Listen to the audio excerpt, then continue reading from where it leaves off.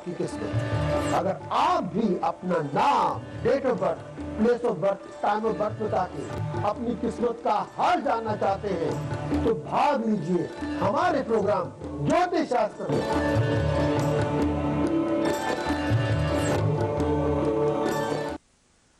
आपके लिए उपाय होंगे, जो भी आपकी प्रेडिक्शन होगी वो आपको बताई जाएगी, आपसे एक गुफ्तगू की जाएगी। एक हल्के फुल्के माहौल में आप घर बैठे, आज संडे का दिन है, चाय की चुस्कियों के साथ आप मेरे साथ कंसल्टेशन ले सकते हैं। ये बेसिक कंसल्टेशन का सेशन शुरू हो चुका है, लेकिन हर हफ्ते कहूंगा, आज भी कहूंगा कि अगर आपकी कोई किसी हेल्थ प्रॉब्लम आपकी कोई चल रही है, या आपका कोई लीगल इश्यू चल रहा है, या आपका कोई इमोशनल प्रॉब्लम है, तो आपको ये चाहिए कि उस पर्टिकुलर फील्ड के एक्सपर्ट के साथ जरूर बात करें, उनसे जरूर सलाह मशवरा करें, उनसे अपॉइंटमेंट बनाएं और अपने डॉक्टर से जरूर बात करें। लेकिन एक भारतीय ज्योतिषी होने के कारण मैं किसी भी इंडियन एस्ट्रोलॉजी की किसी ओपिनियन को व्यक्त कर सकता हूं, एक्सप्रेस कर सकता हूं। हम अपनी कोई भी एस्ट्रोलॉजिकल ओपिनियन किसी के ऊपर इम्पोज नहीं कर रहे, थोप नहीं रहे, सिर्फ आपसे हल्के फुल्के माहौल में बातचीत कर रहे हैं। एक दोस्त की भांति आप मुझे फोन करें और मैं आपसे बात करूंगा, और आपको वही जो पर्टिकुलर्स हैं जो मुझे बताने होंगे, और हम आपके लिए जो कुछ भी है आपकी कुंडली के मुताबिक जो आपका सवाल होगा, वो टीवी टेलीविजन की रूल्स रेगुलेशन के अंदर रहते हुए भी हमें आपका जवाब देना होगा।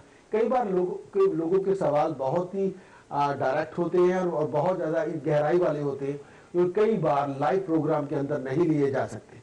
तो ऐसे हम इस तरह चाहते हैं कि टेलीविजन की रूल्स रेगुलेशन को भी फॉलो किया जाए और आपका मान भी रखा जाए। और आज हम आपसे बात करेंगे आपके बारे में। आज आपको शायद पता है कि शुक्र अस्त हुआ था 4 मई को, और शुक्र उदय हो चुका है आज। तो शुक्र अस्त और शुक्र ऐसे जो जिनका मून साइन लिब्रा है या टॉरस है, या जिनका भाग्य का कारक शुक्र है, वीनस है, उनके लिए 4 मई से लेके 12 मई तक को जो समय था, जो स्ट्रगल का टाइम था। लेकिन शुक्र उदय हो चुका है, लेकिन 3 दिन इसको लगेंगे अपनी पूरी फॉर्म के अंदर आने के लिए। और 16 जुलाई के बाद हमारा एक वो महीना शुरू होना है जिसमें हमें शिव आराधना करनी है। 16 मई से लेके जो आने वाली जो संक्रांति होगी, तो उस 16 जुलाई के बाद 16 जुलाई को जो एक मंथ शुरू हो रहा है सावन का, तो उसमें जितनी ज्यादा शिव उपासना की जाए उतनी कम है। आज मैं 16 जुलाई के, क्योंकि मेरी मुलाकात तो आज आपसे हो रही है, तो 16 जुलाई को तो अभी 2-3 दिन पड़े हैं, तो उसमें मैं आपके साथ कुछ शिव मंत्र, क्योंकि इस महीने में जितनी शिव उपासना की जाए उतनी कम है, कुछ शिव के ऐसे मंत्र जो मैं आपके साथ शेयर करना चाहता हूँ। शिव के मंत्रों का एक बहुत बड़ा खजाना है जो हर एक इंसान की, मतलब आप इनकी उपासना करें, सच्चे दिल से करें, लेकिन जप करते हुए मन को भटकने ना दें। जप करना सबसे सरल भी है, सबसे मुश्किल भी है। जप आप माला के साथ भी कर सकते हैं, जप आप बिना माला के साथ भी कर सकते हैं। जो एक बहुत बड़ा एक जो महीना होता है, जिसकी हमें जो शिव आराधक हैं, शिव भक्त हैं, उनको बड़ी इंतजार होती है। और श्रावण का महीना शुरू हो रहा है, तो श्रावण के महीने में शिव आराधक इस टाइम में, इस समय में शिव आराधना की जाए। शिव के कई मंत्र हैं, कुछ बड़े हैं, कुछ छोटे हैं।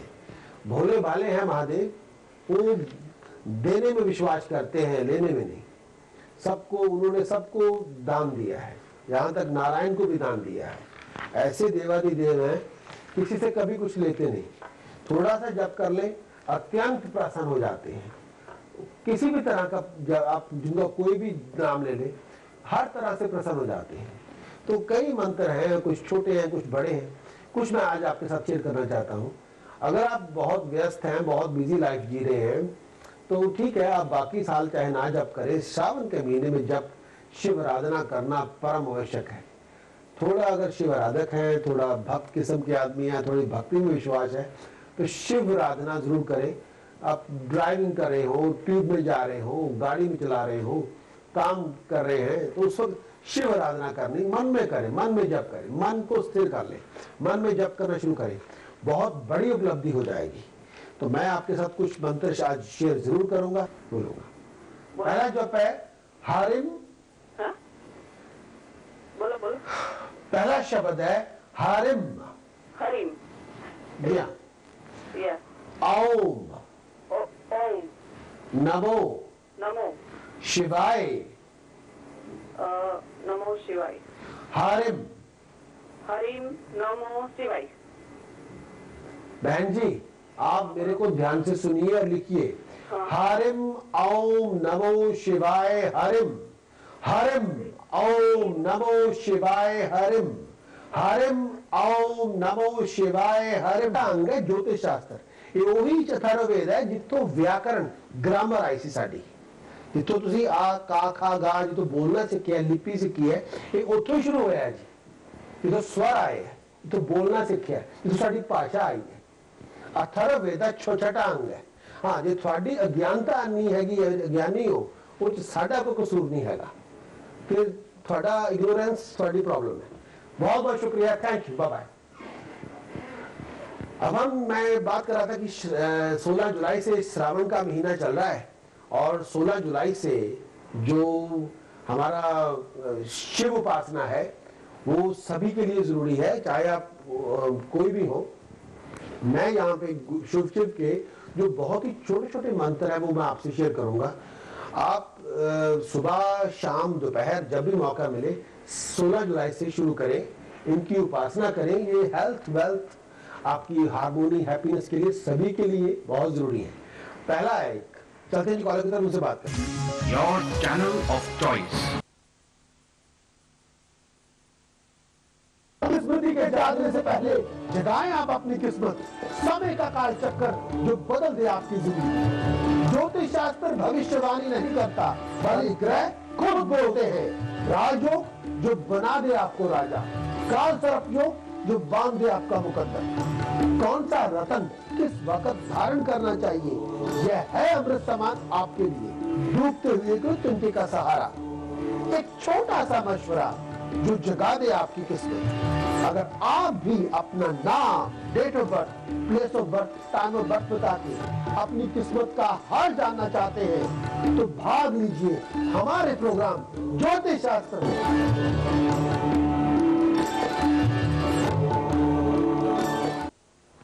स्थिति क्या थी उस जगह, जिस जगह पैदा हुए थे उस जगह से ग्रहों की स्थिति क्या थी, जो हमारे साइंस हैं, 12 राशियां हैं, उनकी स्थिति क्या है, कौन सी राशि उदय हो रही है, यानी कौन सा लगन उदय हो रहा है, और उसके हिसाब से हम 12 खानों वाली आपकी जन्म कुंडली बनाएंगे और फिर उससे आपसे उसके मुताबिक हम आपसे बात करेंगे।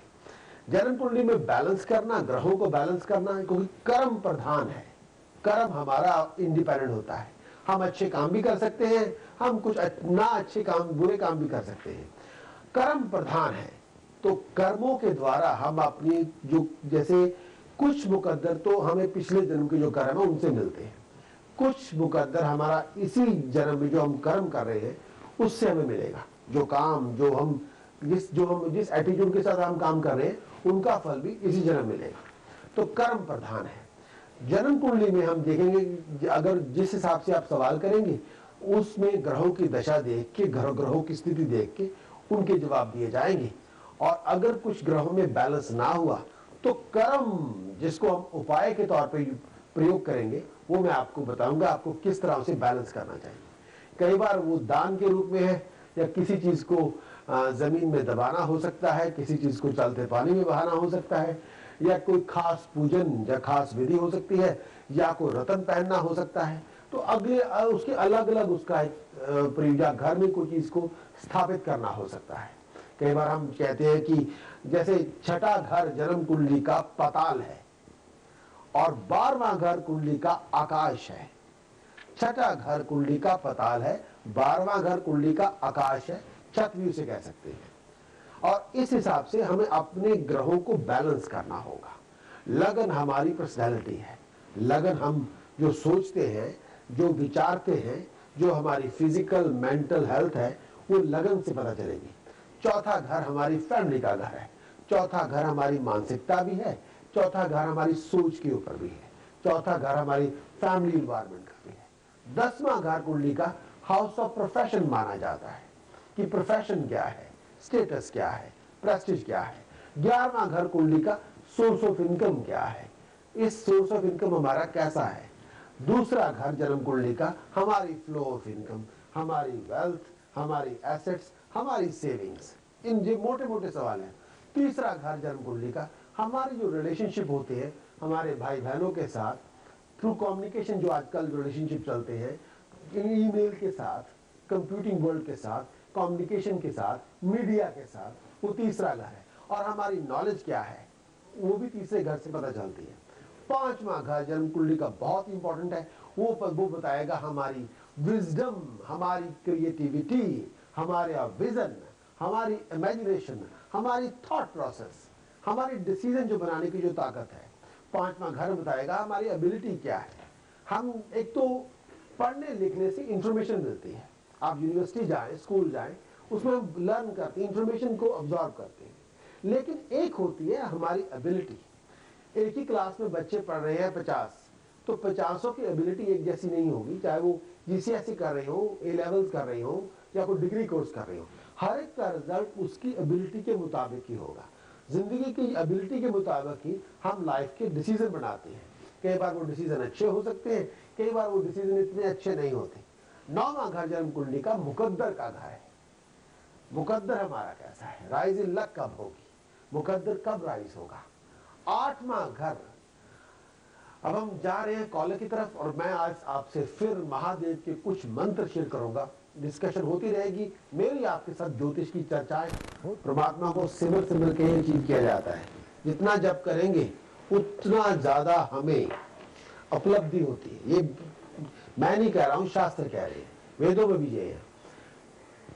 अब हम चलते हैं कॉलेज के बारे में। 3 तरह के जप है। जो पहला जप है वाचिक जप।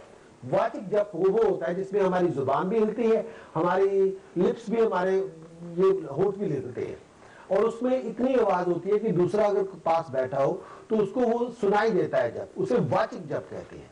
दूसरा जप उपांशु जप है। उपांशु जप में हमारी जुबान भी हिलती है, हमारे होठ भी हिलते हैं, लेकिन उस जप को दूसरे जो पास बैठा कोई इंसान हो उसको उस जप सुनाई नहीं देता। तीसरा जप जो सबसे डिफिकल्ट जप है वो है मानसिक जप। मानसिक जप में हमारी जुबान भी नहीं हिलती, हमारे होठ भी नहीं हिलते, वो मन में किया जाता है। लेकिन उसमें सबसे डिफिकल्ट पार्ट वो होता है कि मन को स्थिर करना। मन को स्थिर करना जब हम जप करते हैं, जप करना सबसे आसान साधन भी है, जप करना सबसे मुश्किल काम भी है, क्योंकि जप के दौरान मन भटक जाता है। कई बार, हर बार हम बैठे जप कर रहे हैं, हमारा ध्यान हमारी वाइफ के अंदर है, हमारे बच्चों के अंदर है, हमारे काम के अंदर है, हमारे बिजनेस के अंदर है, हमारी जो हमारी डिजायर है उसके अंदर है, हम कुछ पाना चाहते हैं, किसी कोई चीज खो गई है उसका गम है, पता नहीं हजारों और पचड़े हैं जो दिमाग में चल रहे हैं।